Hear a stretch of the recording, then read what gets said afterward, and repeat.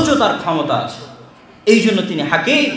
ইন্নী হারামতু যুলমা আলাইয়া, আমি আমার নিজের উপর জুলুম করাকে হারাম করে নিয়েছি, অথচ তিনি যা ইচ্ছা তাই করতে পারবেন। যখন কেউ দেশের নেতা হয়, যখন কেউ এলাকার নেতা হয়, কোম্পানির মালিক হয়, প্রতিষ্ঠানের প্রিন্সিপাল হয়, সেও আল্লাহর দেওয়া ক্ষমতার একটা অংশ পেয়েছে। ক্ষমতার মালিককে আল্লাহ সুবহানাহু ওয়া তাআলা, ইজ্জতের মালিককে আল্লাহ সুবহানাহু ওয়া তাআলা। পৃথিবীতে যত মানুষ ক্ষমতার মালিক, তারা আল্লাহ সুবহানাহু ওয়া তাআলার দেওয়া ক্ষমতার অস্থায়ী মালিকানা পেয়েছে, স্থায়ী নয়। এই অস্থায়ী মালিকানা পাওয়ার পর যদি তারা আল্লাহর মতো ব্যবহার করে, সিবগাতুল্লাহ, আল্লাহর রঙে রঙিন হয়ে, আল্লাহ এত ক্ষমতা থাকার পরেও যদি মানুষের উপর জুলুম না করে, কোনো সৃষ্টি জীবের উপর জুলুম না করে, সরিষা সমপরিমাণ জুলুম না করে, তাহলে কেউ যখন আল্লাহর দেওয়া ক্ষমতার বিন্দুমাত্র অংশ পাওয়ার পরেও সরিষা সমপরিমাণ মানুষের উপর জুলুম করবে না, সে আল্লাহর বৈশিষ্ট্য মণ্ডিত হলো। এই জন্য কিয়ামতের মাঠে আল্লাহ তাকে 1 নম্বরে স্থান দিয়েছেন তার ছায়ায়। আল্লাহু আকবার। 2 নম্বরে রাসূল সাল্লাল্লাহু আলাইহি ওয়াসাল্লাম বলছেন, শাবুন নাশা ফি ইবাদাতিল্লাহ, ওই যুবক, ওই তরুণ যে তার যৌবনকালকে ব্যয় করেছে আল্লাহর রাস্তায়।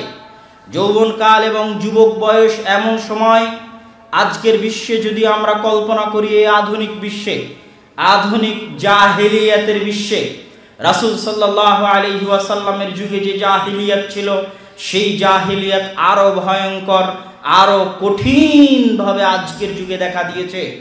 আজকের এই জাহেলি যুগ আল্লাহ রাসূলের ওই জাহেলি যুগের চাইতেও ভয়ঙ্কর। জাহেলি যুগে যেই পরিমাণ সুদের আদান প্রদান ছিল, আজকে তার চেয়ে বেশি। জাহেলি যুগে যেই পরিমাণ অবৈধ সম্পর্ক ছিল, আজকে তার চেয়ে বেশি। জাহেলি যুগে যেই প্রমাণ নেশাদার দ্রব্যের ব্যবহার ছিল, আজকে তার চাইতে বেশি। শুধু তাই নয়, জাহেলি যুগের কিছু বৈশিষ্ট্যকে মানুষ ছাড়িয়ে গেছে। জাহেলি যুগে তারা যতই জেনাকারী হোক না কেন, তারা যতই মদখোর হোক না কেন, তারা যতই মূর্তি পূজক হোক না কেন, আরবদের একটা বৈশিষ্ট্য ছিল, কখনো তারা মিথ্যা কথা বলবে না, শত্রুর বিরুদ্ধে হলেও। সহিহ বুখারীর হাদিস খুলেন, আবু সুফিয়ান রাদিয়াল্লাহু তাআলা আনহুকে বাদশাহ হিরাক্লিয়াস মুহাম্মদ সাল্লাল্লাহু আলাইহি ওয়াসাল্লাম সম্পর্কে জিজ্ঞেস করছে। উনি একটা মিথ্যা কথা ওই পুরো সাক্ষাৎকারে বর্ণনা করেননি, অথচ যার বিষয়ে সাক্ষাৎকার নেওয়া হয়েছে তিনি তার জানি মানি শত্রু। কেন? জাহেলি যুগে তারা মিথ্যা কথা বলাকে নিজের জন্য এত বড় অপমান মনে করত, কিন্তু আজকের পৃথিবীর জাহেলিয়াত এত ভয়ঙ্কর, এত ভয়ঙ্কর, ওই যুগের কাফেরেরা মিথ্যা কথা বলাকে অনেক ভয়ঙ্কর মনে করত। আর আজকের এই জাহেলি যুগের মুসলমানদের কাছে মিথ্যা কথা বলা সবচেয়ে সহজ। প্রত্যেকটা সেক্টরে মিথ্যা, উঠতে বসতে মিথ্যা, সকালে সন্ধ্যায় মিথ্যা। মিথ্যুক দায়িত্বশীল, মিথ্যুক প্রিন্সিপাল, মিথ্যুক এমপি, মিথ্যুক মন্ত্রী, মিথ্যুক চেয়ারম্যান, মিথ্যুক মেম্বার, মিথ্যুক আলেম, মিথ্যুক হুজুর, 24 ঘন্টা মানুষ মিথ্যার মধ্যে ডুবে আছে। ওই জাহেলি যুগের কাফেরেরা মিথ্যা বলতো না। তাহলে আজকের এই জাহেলিয়াত সেই দিনের চেয়ে ভয়ঙ্কর। আর আজকের এই জাহেলিয়াতের যুগে যুবকদের সামনে অন্যায় করার, পাপ কাজ করার প্রত্যেকটা দরজা উন্মুক্ত, প্রত্যেকটা দরজা উন্মুক্ত।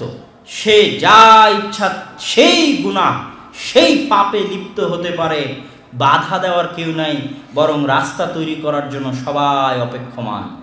মানুষকে শয়তানের দাসত্ব করানোর জন্য, মানুষকে শয়তানের গোলামি করানোর জন্য, মানুষকে শয়তানের গোলাম এবং দাস বানানোর জন্য, মানুষকে শয়তানের ইবাদত করানোর জন্য সকল প্রকার রাস্তা আজকে খোলা। এই রকম আধুনিক বিশ্বে যেখানে আপনার সামনে জেনার রাস্তা খোলা, যেখানে আপনার সামনে নেশাদার দ্রব্যের রাস্তা খোলা, যেখানে আপনার সামনে চোখের পাপ, হাতের পাপের রাস্তা খোলা, যেখানে আপনার সামনে হারাম ইনকামের প্রত্যেকটা দরজা খোলা, হালাল ইনকামের রাস্তা সংকুচিত, এরকম কঠিন ফিতনাপূর্ণ জাহেলিয়াতের যুগে যুবকদের জন্য সবচেয়ে কঠিন হচ্ছে দিনের উপর টিকে থাকা। আর এই কঠিন পথ যে পাড়ি দিতে পারবে তার জন্য এই পুরস্কার, যে কিয়ামতের মাঠে আল্লাহ সুবহানাহু ওয়া তাআলা ওই যুবক যে এত দরজা উন্মুক্ত থাকার পরও, ফিতনার সকল দরজা উন্মুক্ত থাকার পরও আল্লাহর ভয়ে আল্লাহর ইবাদতে নিজের জীবন কাটিয়েছে, যৌবন অবস্থায় আল্লাহর ইবাদতে নিজের যৌবনকাল কাটিয়েছে, দ্বিতীয় স্থানে আল্লাহ সুবহানাহু ওয়া তাআলা ওই যুবককে তার ছায়ায় আশ্রয় দিবেন। সম্মানিত উপস্থিতি, এই হাদিস স্পষ্ট প্রমাণ বহন করে যে একজন যুবকের যৌবনকালের কতটা গুরুত্ব।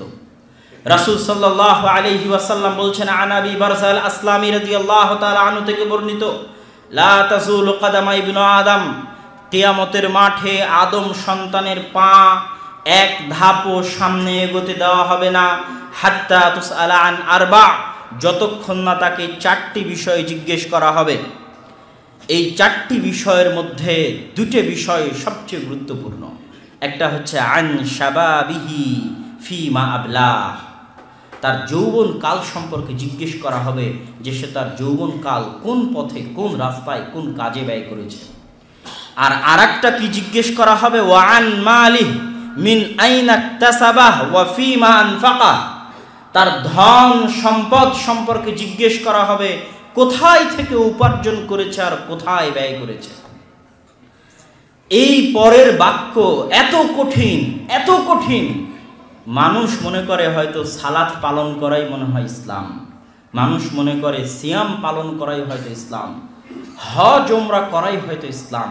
কিন্তু এই যে প্রশ্ন, এই প্রশ্নটা কিয়ামতের মাঠে এত কঠিন হয়ে দাঁড়াবে আপনার জন্য যে আপনি এর হিসাব দিতে হিমশিম খেয়ে যাবেন। আপনি একটা টাকাও যদি কোথাও থেকে ইনকাম করে থাকেন, তার সোর্স আল্লাহকে বোঝাতে হবে। আর একটা টাকাও যদি কোথাও ব্যয় করে থাকেন, তার অজুহাত কি কারণে ব্যয় করেছেন, কৈফিয়ত আল্লাহর সামনে পেশ করতে হবে। আপনি 50 টাকা 100 টাকা কোনো মেয়ের মোবাইলে ফ্লাক্সি লোড দিয়েছেন, এই টাকার ব্যয় আল্লাহর দরবারে বুঝাতে হবে। আপনি কোথাও থেকে হারাম ইনকাম করেছেন, এই হারাম ইনকামের সোর্স আল্লাহর দরবারে বুঝাতে হবে। আমি আমার নানাকে দেখেছি, তিনি হাদিস এতটা কঠিন, এতটা হৃদয়ঙ্গম করা, অন্তর থেকে বিশ্বাস করা, যে আমি তাকে দেখেছি তার জীবনের একটা টাকা ইনকামও তার খাতায় লেখা আছে, আর একটা টাকাও যদি ব্যয় করেছেন, 4 আনা 8 আনাও যদি ব্যয় করেছেন, ওটা খাতায় লেখা আছে যে এই 4 আনা এখান থেকে ইনকাম করেছি আর এই 4 আনা এখানে খরচ করেছি, যাতে মৃত্যুর পূর্বে উনি নিজের কাছে অন্তত পরিষ্কার থাকেন ইনকাম কোথায় থেকে করলাম আর খরচ কোথায় করলাম আল্লাহর দরবারে যাওয়ার আগে। সম্মানিত উপস্থিতি, এই হাদিসের একটা অংশ হচ্ছে, হে যুবক, তুমি তোমার যৌবনকালকে কোথায়, কোন পথে ব্যয় করেছ। পৃথিবীতে যুবকদের যেহেতু আবেগ বেশি, যুবক বয়সের রক্তের যেহেতু গরম বেশি, সেহেতু পৃথিবীর যত শয়তানের গোলামেরা আছে, যত শয়তানের দাসেরা আছে, যত শয়তানের জায়গিরদারেরা আছে, এরা যুবকদের ব্রেনকে ওয়াশ করে যুবকদেরকে উস্কায়, নিজ নিজ তন্ত্র মন্ত্র পথ পদ্ধতি বাস্তবায়ন করার জন্য যুবকের মেধাকে কাজে লাগানোর চেষ্টা করে সবাই। এবং যুবক এটা বুঝতে পারে না যে সে কারো দ্বারা ব্যবহৃত হচ্ছে, এটা সে বুঝতে পারে না যে সে কারো দ্বারা ব্যবহৃত হচ্ছে। সে মনে করে যে এই জয় মনে হয় তারই জয়, কিন্তু এই জয় যে আসলে তার জয় নয়, সে যে অন্যের জয়ের ব্যবহৃত টিস্যু মাত্র, এটা সে বুঝতে পারে না। এই জন্য যুবকদেরকে সজাগ এবং সতর্ক থাকতে হবে। আবেগ দিয়ে ইসলাম চলে না, ইসলাম চলে বিবেক দিয়ে। এই জন্য যুবকদের পরামর্শ দেওয়ার ক্ষেত্রে আমি সব সময় যে পরামর্শগুলো দিয়ে এসেছি, তার মধ্যে 1 নাম্বার পরামর্শ হচ্ছে আমাদের শিক্ষার প্রয়োজন, আমাদের যুবকদের প্রোডাক্টিভিটির প্রয়োজন। শুধু দিনদার যুবকদের নয়, যারা দিনের বাইরে রয়েছে তাদের ক্ষেত্রেও। যুবকদেরকে যদি আমরা 2 ক্যাটাগরিতে ভাগ করি, যারা সাধারণ জেনারেল লাইনের এখনও পূর্ণ প্র্যাকটিসিং ইসলামের মধ্যে তারা আসেনি বা ইসলাম এখনও ফুললি প্র্যাকটিস করে না, আর কিছু যুবক আছে যারা প্র্যাকটিস করে। আমার দৃষ্টিতে উভয় ধরনের যুবকই তাদের নিজ নিজ শক্তি, নিজ নিজ শ্রম ব্যর্থ অসফল পথে ব্যয় করতেছে। যারা সাধারণ যুবক ইসলাম প্র্যাকটিস করে না, তারা তাদের সময়কে ব্যয় করতেছে free fire, video game, Facebook, YouTube, Twitter এবং একটা মানসিক বিকারগ্রস্ত সমাজ এবং প্রজন্ম আমরা পেতে যাচ্ছি। মানসিক ভারসাম্যহীন প্রজন্ম আমরা পেতে যাচ্ছি। কি কারণে মানসিক ভারসাম্যহীন? পরিবারের সবচেয়ে মূল স্তম্ভ হচ্ছে পিতা এবং মাতা। আর আমি আমার যত আদর্শ পরিবারের বক্তব্য আছে প্রত্যেক বক্তব্যে আমি বিস্তারিত বোঝানোর চেষ্টা করেছি যে পরিবার প্রথা ইসলামে কত গুরুত্বপূর্ণ। শুধু ইসলামে না, এই পুরো পৃথিবী পরিচালনার সিস্টেমে কত গুরুত্বপূর্ণ। পরিবার প্রথা যদি না থাকে আল্লাহ সুবহানাহু ওয়া তাআলা এই পৃথিবী রাখবেন না। আল্লাহ এই পৃথিবী আবাদ করেন পরিবার প্রথা দিয়ে। আর ইসলামও ততদিন থাকবে যতদিন পরিবার প্রথা থাকবে। ইসলামও থাকবে না যেদিন পরিবার প্রথা থাকবে না। এই জন্য পারিবারিক ভিত্তি ইসলামের জন্য সবচেয়ে গুরুত্বপূর্ণ এবং সবচেয়ে মজবুত। আর এই পরিবারের সবচেয়ে গুরুত্বপূর্ণ দুইটা স্তম্ভ হচ্ছে পিতা এবং মাতা। আর আজকে আমাদের পিতা মাতার অবস্থা কি? পিতারা কেউ প্রবাসে, কেউ বাইরে, আর মায়েরা কেউ গার্মেন্টসে, কেউ চাকরির স্থলে, আর সবাই স্মার্টফোনে আসক্ত, মোবাইলে আসক্ত। তো যখন কোনো সন্তান সে তার পিতার স্নেহ পায় না, তার মায়ের স্নেহ পায় না, সময় পায় না তাদের কাছ থেকে, এবং যতটুকু সময় পায় ততটুকুতেও তারা অ্যাডিক্টেড, মোবাইল অ্যাডিক্টেড, নিজের পিতা মাতাই মোবাইল অ্যাডিক্টেড, তাহলে ওই সন্তান কেন ইন ফিউচারে মানসিক ভারসাম্যহীন সন্তান হিসেবে গড়ে উঠবে না? গড়ে উঠতে বাধ্য। এবং সে কোনো প্রোডাক্টিভিটি দিতে পারবে না দেশ এবং জাতিকে। এই জন্য ভেতর থেকে আমাদের সমাজ ব্যবস্থা খোখলা হয়ে গেছে। ভেতর থেকে আমাদের সমাজ ব্যবস্থা ঘুণে ধরে পচে নষ্ট হয়ে দুর্গন্ধ বের হয়ে গেছে সমাজ ব্যবস্থার। যেই দুর্গন্ধগুলো মাঝে মধ্যে পেপার পত্রিকায় আসে, পরকীয়ার কারণে হত্যা, এই সেই ইত্যাদি, এগুলো হচ্ছে পচে নষ্ট হয়ে যাওয়া সমাজের দুর্গন্ধের কিছু আলামত মাত্র। এই পচে নষ্টে দুর্গন্ধযুক্ত সমাজ থেকে কোনোদিন ভালো প্রজন্ম আমরা আশা করতে পারি না। এই জন্য আজকের যারা যুবক আছে তাদের সবচেয়ে বড় জিম্মেদারি হচ্ছে একটা বেটার ফ্যামিলি, ভালো সুন্দর পরিবার গড়ে তোলা, যেই পরিবারে বস্তুবাদী ধ্যান ধারণা কম থাকবে। বস্তুবাদী ধ্যান ধারণা দিয়ে ইসলাম চলে না। যুবক সমাজ প্রতিটি দেশ, জাতি, তন্ত্রমন্ত্র, ধর্ম, বর্ণ নির্বিশেষে সকলের জন্য সবচেয়ে গুরুত্বপূর্ণ অংশ। পৃথিবীতে যত খারাপ কাজ আছে সব খারাপ কাজ যুবকদের হাত দিয়ে হয়। পৃথিবীতে যত ভালো কাজ আছে সব ভালো কাজও যুবকদের হাত দিয়ে হয়। মানুষ যখন শিশু থাকে তখনও সে কিছু করতে পারে না, আর যখন সে বৃদ্ধ হয়ে যায় তখনও সে কিছু করতে পারে না। এই জন্য মানুষের যা কিছু করার তার সবচেয়ে মৌলিক সময় হচ্ছে যুবক বা যৌবনকাল। অবশ্য কবি নজরুল যৌবনকালকে বয়সের সীমা দিয়ে আবদ্ধ করতে চাননি। তিনি তার প্রবন্ধে বলে গেছেন যে আমি বহু যুবকের যৌবনের ঊর্ধ্বের নিচে বার্ধক্যের জীর্ণ শীর্ণ চেহারা দেখেছি। বহু যুবক যারা বয়সে তরুণ কিন্তু তাদের এই তারুণ্যের ঊর্ধ্বের নিচে বার্ধক্য লুকিয়ে আছে। তাদের অলসতা, তাদের অচলতা, তাদের বেকারত্ব, তাদের অর্থর্বতা, তাদের অযোগ্যতা, তাদের বিনা পরিশ্রম, তাদের প্রোডাক্টিভিটি না থাকা, সব কিছু মিলে তারা আসলে বয়সে তরুণ হলেও কাজে এবং কর্মে বৃদ্ধ।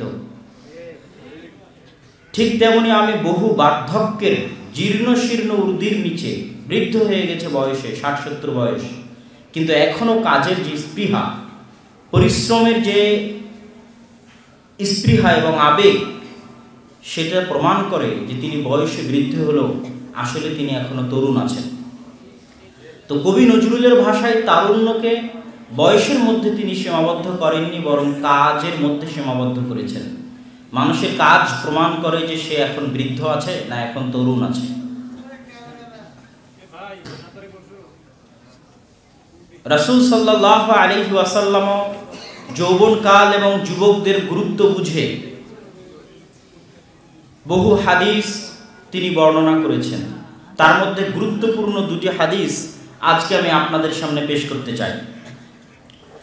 আবু হুরায়রা রাদিয়াল্লাহু তাআলা আনহু থেকে বর্ণিত, তিনি বলেন, সাবআতু ইউদিল্লুহুমুল্লাহু ইয়াউমাল কিয়ামাহ, 7 শ্রেণীর মানুষকে আল্লাহ সুবহানাহু ওয়া তাআলা কঠিন কিয়ামতের মাঠে ছায়া দিবেন, যেই দিন আল্লাহ সুবহানাহু ওয়া তাআলার ছায়া ব্যতীত আর কোনো আশ্রয় দানকারী ছায়া থাকবে না। রৌদ্রের তাপ এবং রৌদ্রের নৈকট্যের কারণে মানুষের ঘাম হবে তাদের টাকনু পর্যন্ত, কারো ঘাম হবে তাদের হাঁটু পর্যন্ত, কারো ঘাম হবে তাদের কোমর পর্যন্ত, কারো ঘাম হবে তাদের নাক পর্যন্ত। এই তীব্র রোদের দাবদাহে, তাপ ও প্রবাহের মধ্যে সেই দিন ছায়া দানকারী কোনো বৃক্ষ, ছায়া দানকারী কোনো বিল্ডিং, ছায়া দানকারী কোনো ছাউনি, কোনো তাঁবু কিছু থাকবে না। একমাত্র ছায়া দানকারী হিসেবে থাকবে আল্লাহ সুবহানাহু ওয়া তাআলা যে ছায়ার ব্যবস্থা করবেন সেটা।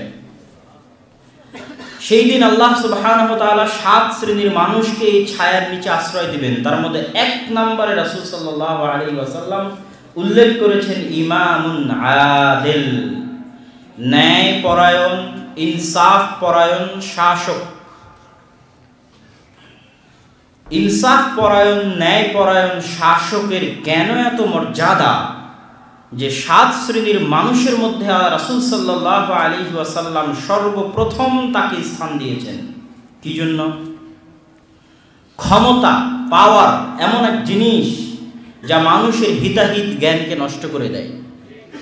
মানুষ যখন ক্ষমতা এবং পাওয়ার পেয়ে যায় তখন মানুষ সেই ক্ষমতার অপব্যবহার করে, ক্ষমতার অপব্যবহার করে অন্যের উপর জুলুম করে, অত্যাচার করে। কেউ যদি কোনো কোম্পানির এমডি হয়, মালিক হয়, কেউ যদি চেয়ারম্যান হয়, মেম্বার হয়, এমপি হয়, মন্ত্রী হয়, যে যে পর্যায়ে দায়িত্বশীল আছে সে তার দায়িত্বের অধীনস্থ ব্যক্তিদেরকে তার রহম এবং তার করমের মুখাপেক্ষী মনে করত, তাদের উপর ক্ষমতার অপব্যবহার করে অত্যাচার এবং নির্যাতন চালায়। সবচেয়ে কঠিন কাজ হচ্ছে ক্ষমতা পাওয়ার পরেও মানুষের উপর অন্যায় না করা। সবচেয়ে কঠিন কাজ হচ্ছে পাওয়ার থাকার পরেও ইনসাফ করা। পৃথিবীতে সবচেয়ে কঠিন কাজ। আল্লাহ সুবহানাহু ওয়া তাআলা নিজের ক্ষেত্রে বলছেন, ইন্নাল্লাহা আলা কুল্লি শাইইন কাদির, নিশ্চয় আল্লাহ সুবহানাহু ওয়া তাআলা সকল কিছুর উপর ক্ষমতাবান। ফাআলুল লিমা ইউরিদ, যা ইচ্ছা তাই করতে পারেন। আজিজ, পরাক্রমশালী, মহাপরাক্রমশালী, যাকে পরাজিত করবে এরকম কোনো শক্তি পৃথিবীতে এবং আসমানে নাই। যা ইচ্ছা তাই করতে পারেন। চাইলে এখনই আপনাকে প্যারালাইজে আক্রান্ত করে, ক্যান্সারে আক্রান্ত করে মেডিকেলে পাঠিয়ে দিতে পারেন। চাইলে এখনই ভূমিকম্প দিয়ে পুরো ঢাকা শহরকে ধ্বংস করে দিতে পারেন। ফাআলুল লিমা ইউরিদ, যা ইচ্ছা তাই করতে পারেন। আলা কুল্লি শাইইন কাদির, সকল কিছুর উপর ক্ষমতাবান। কিন্তু আল্লাহ সুবহানাহু ওয়া তাআলা এত ক্ষমতা, এত পাওয়ার, এত শক্তি থাকার পরেও নিজের ক্ষেত্রে তিনি কি বলেছেন? আজিজুন হাকিম। আল্লাহ সুবহানাহু ওয়া তাআলা শুধু ক্ষমতাধর নয়, বরং হাকিম, প্রজ্ঞাময়। যেহেতু আল্লাহ সুবহানাহু ওয়া তাআলা হাকিম, প্রজ্ঞাময়, সেহেতু ফাআলুল লিমা ইউরিদ, যা ইচ্ছা তাই করতে পারার ক্ষমতা থাকার পরেও আলা কুল্লি শাইইন কাদির, সকল কিছুর উপর ক্ষমতা থাকার পরেও যেহেতু আল্লাহ সুবহানাহু ওয়া তাআলা প্রজ্ঞাময়, সেহেতু আল্লাহ সুবহানাহু ওয়া তাআলা তার কোনো সৃষ্টিজীবের উপর সরিষা সমপরিমাণ জুলুম করবেন না।